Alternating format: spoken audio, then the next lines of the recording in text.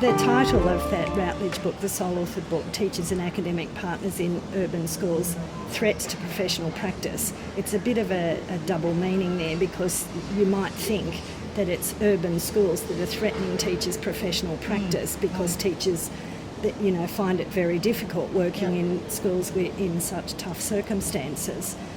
But in actual fact, it's government policies that are the threats to professional practice. In fact, you've used the terms austere policies and austerity policies and hostile policies a number of times, and you've connected that with the notion of failing schools, that in fact is a label. They're not failing. In fact, they're often doing a fantastic job in very difficult circumstances, and it's deliberately done. The term is, in a sense, deliberately put on schools in order to affect the corporatisation, the privatisation, the marketisation. Do you see any of that stuff happening here in Australia, or versions of that happening in Australia? Well, it has been the case that Thatcherism was welcomed into Australia.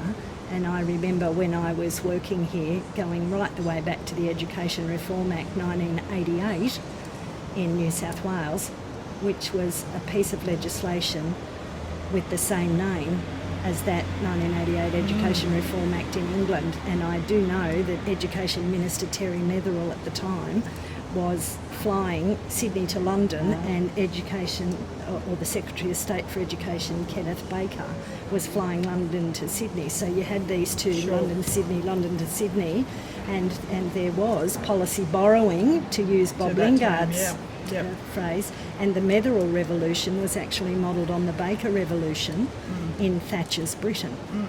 So it has been by stealth and creep.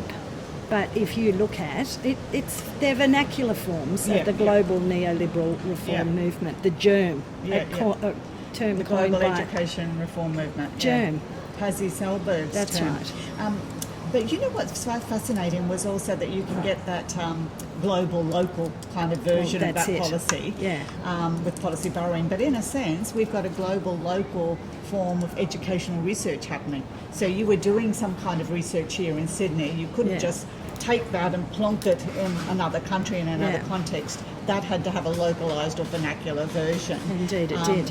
And you're doing something similar in Wales. So you're picking that up. You're taking it to Wales, but it has to take a very different form. Can you talk a bit about that? I will. And I also need to say that Australian colleagues, your good selves included, are especially important to the work that we have done in the UK in the GIER Commission, because GIER joined or interconnected with the network, the poverty network that was operating in and through AARE. Susan Gannon, Wayne Sawyer, Rob Hatton, people at Deakin, now people at Griffith, including Sue and myself. So Griffith, University Adelaide, of Western Sydney, University of South Australia, that's and right. Deakin. And I've forgotten, I've not forgotten, but I've not mentioned everybody's name, but the interconnections have been fantastic. So having semi-retired then to Bangor, I really decided to put my hand up to say that, and I hadn't finished my work. I was offered voluntary redundancy from Yorkshire, and I retired to Anglesey. But I hadn't finished my work. I mean, 2 weeks' notice for retirement from a Professor of Teacher Education's position was not feasible. I had a book contract already signed with Routledge again, which was to work co-author on a book on national schools in Ireland. That's just been published. I'm really plugging these books. And now another book contract has been signed. So I have effectively just continued my work. But what I really wanted to do was put my hand up in Bangor, given Wales now is very dear to my heart, and thinking very consciously about my identity, having got dual citizenship and a British passport, is that I would now identify as Australian, Welsh, European, taking some inspiration from Raymond Williams, who was Welsh and a public intellectual, who identified himself as a Welsh European in post-devolution Wales, because the way the politics has worked there is that the governments in the Westminster government then devolved a number of portfolios, responsibilities to Cardiff, to Edinburgh and to Belfast. So you have 3 different devolved governments.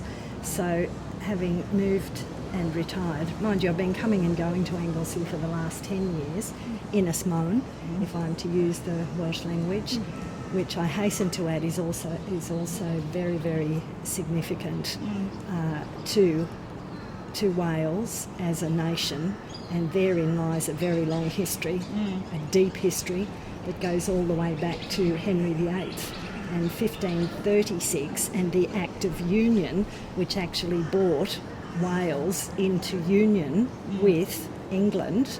And I didn't know, but the Tudors, Henry Tudor, actually hailed from Anglesey.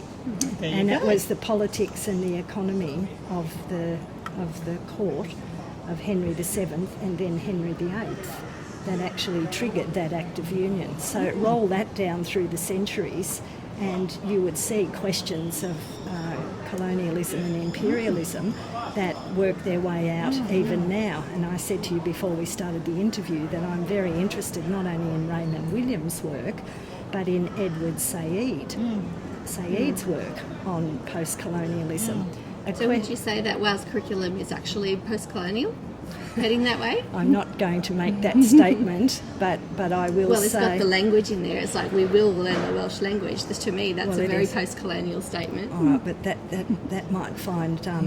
elements of post-colonialism. That might find some robust discussion in Wales. Now, I'm not equipped enough to be able to say that, but I can say that questions of history, of politics, of culture, of language, and indeed of identity are very, very important to Wales. And the question is differentiation.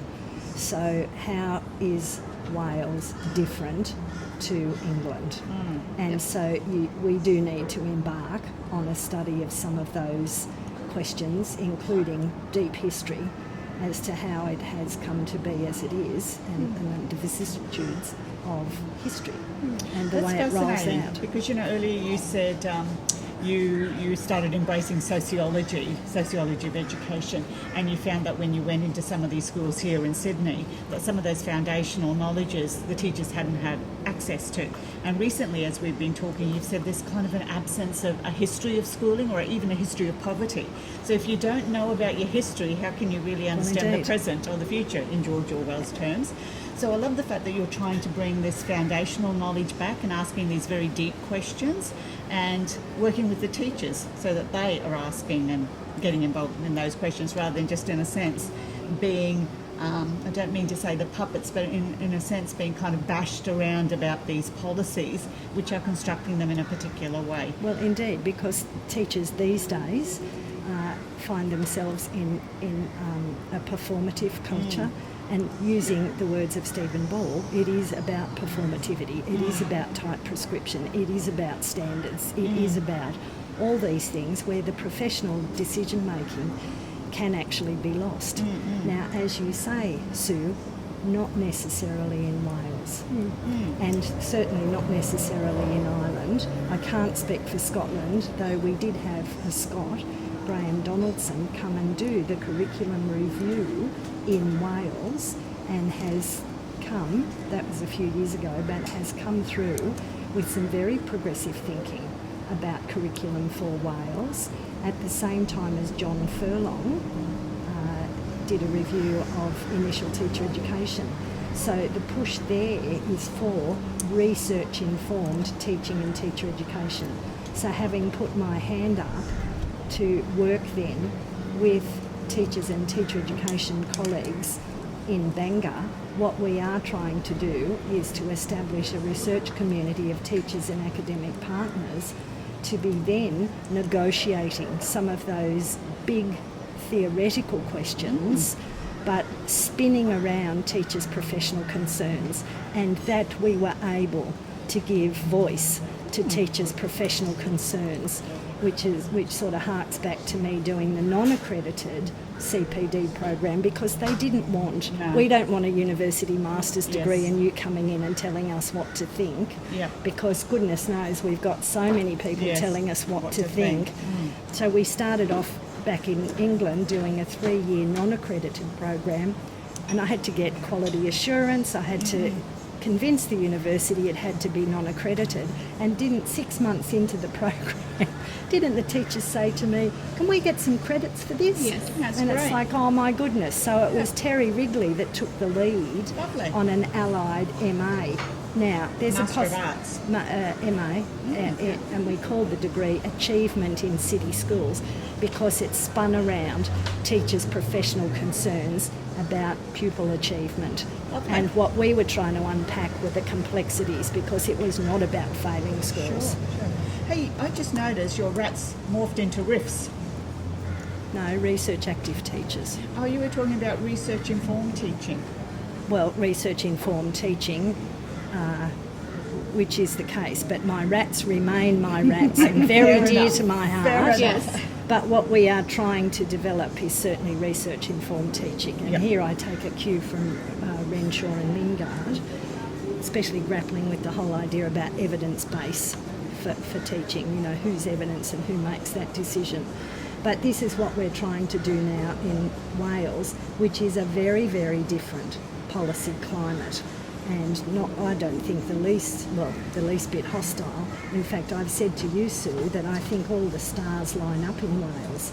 We've got a very, very dynamic Education Minister, Kirsty Williams, who happens to be a Lib Dem in a Labor majority government with a junior partner, Plaid Cymru, which is effectively the Welsh Nationalist Party, and policies that have rolled out, which comes all the way back to your question of well-being, because in Wales, when one coalition government, Labor Plaid Cymru coalition government, came into office in 2011, they started a public consultation, and the question was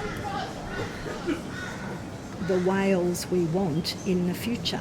Oh, how interesting. Well, there was a web page which has since been taken down, but that particular policy initiative was launched by the actor Michael Sheen, and they recruited 150 futures champions. Then they ran a series of events, the length and breadth of Wales, on public consultations, and there was all sorts of responses in the form of surveys, reports, videos, postcards, drawings, etc., etc. That then plugged into government developing the 2015 Wellbeing and Future Generations Act that received royal assent, and that was the first piece of legislation on wellbeing in the world, and received accolades from the UN. And I had it written down here somewhere.